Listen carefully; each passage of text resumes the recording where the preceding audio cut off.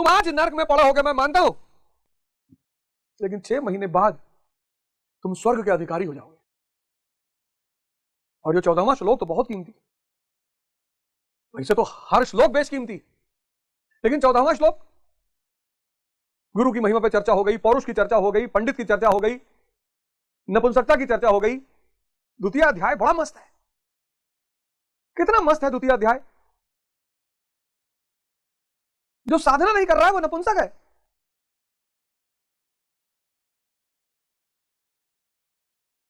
द्वितीय अध्याय कितना कीमती। हर घर में यथार्थ गीता पहुंचाइए, कम से कम हर आदमी एक यथार्थ गीता बांटे। और बांटने से पहले कोशिश करें कि भाई अगर इसका आपको डिस्क्रिप्शन जानना है, पढ़ना है, सुनना है, तो आप अवध ओझा के चैनल पर इसे देख सकते हैं। रिक्वेस्ट करने की जरूरत नहीं, हाथ जोड़ने की जरूरत नहीं है, आप बता सकते हो। अब यह 14वां श्लोक इतना प्यारा, इतना प्यारा, इतना जबरदस्त श्लोक है। यह कहता है, मतलब सुनिएगा इस श्लोक का विश्लेषण प्रभु के आशीर्वाद से, गुरु महाराज के आशीर्वाद से। यह कहता है कि मात्रा स्पर्शास्तु कौन्ते शीतोष्ण सुख दुखदा आगमा पाइनो नित्यस्तम अस्तित्व शश्व भारत। हे कुंती पुत्र, सुख दुख सर्दी और गर्मी को देने वाले इंद्रियों और विषयों के संयोग तो अनित्य हैं, क्षण भंगुर है। क्या वर्ड है, इंद्रिय और विषय का संयोग।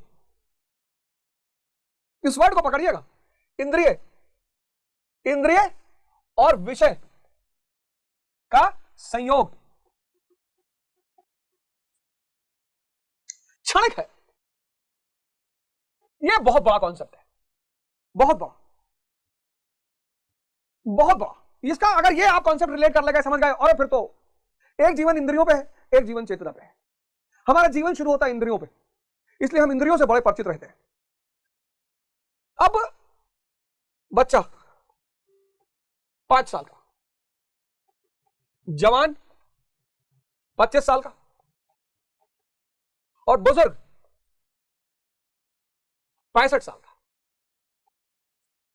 समझिए, इसकी इंद्रियां अभी शक्तिशाली नहीं हुई है।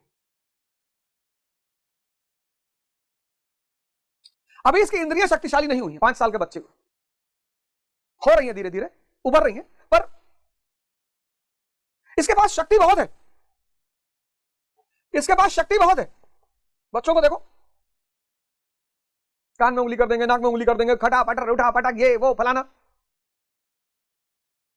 बच्चों को कंट्रोल में रखना चाहिए, लेकिन बच्चों को मारना नहीं चाहिए। पढ़ने के लिए तो बिल्कुल नहीं भाई। देश के मां बाप पढ़ाई को इतना नासूर बना दिए बच्चों की नजर में। अरे बाप रे बाप, 5-5 साल के बच्चों को आईएएस बना रहे हैं लोग। पढ़ोगे नहीं भीख मांगोगे, पढ़ोगे नहीं भीख मांगोगे। वो तो अच्छा हुआ कि मोदी जी को कोई मारने वाला नहीं था, नहीं तो मोदी जी कहीं एसबीआई में क्लर्क होते। बच्चों को आप अभिभावक के रूप में दिशा दीजिए, सही गलत का परिचय कराइए, संस्कार दीजिए। उनको मारिए मत पढ़ाई के लिए। जिसके लिए आप मारेंगे बच्चों को, उसके प्रति बच्चों के मन में नफरत पैदा हो जाएगी, नफरत पैदा हो जाएगी। मैं फिर से रिपीट करूंगा इस बात को, जिस चीज के लिए आप बच्चों को मारेंगे, उस चीज के प्रति बच्चों के मन में नफरत पैदा हो जाएगी। और अगर हो गई, शक्ति बहुत है, पर अभी अनुभव नहीं है, इच्छाएं बहुत नहीं है, डिजायर बहुत नहीं है। बच्चे की डिजायर क्या, इसे मुझे क्या चाहिए, कहेगा चॉकलेट। अभी है, अभी ये स्वर्ग में है। जीसस से किसी ने पूछा कि स्वर्ग के अधिकारी कौन होंगे, बोले जो बच्चे जैसे होंगे। तो बच्चे की विशेषता क्या है, उसकी इच्छाएं नहीं है। शक्ति बहुत है, इच्छाएं नहीं है।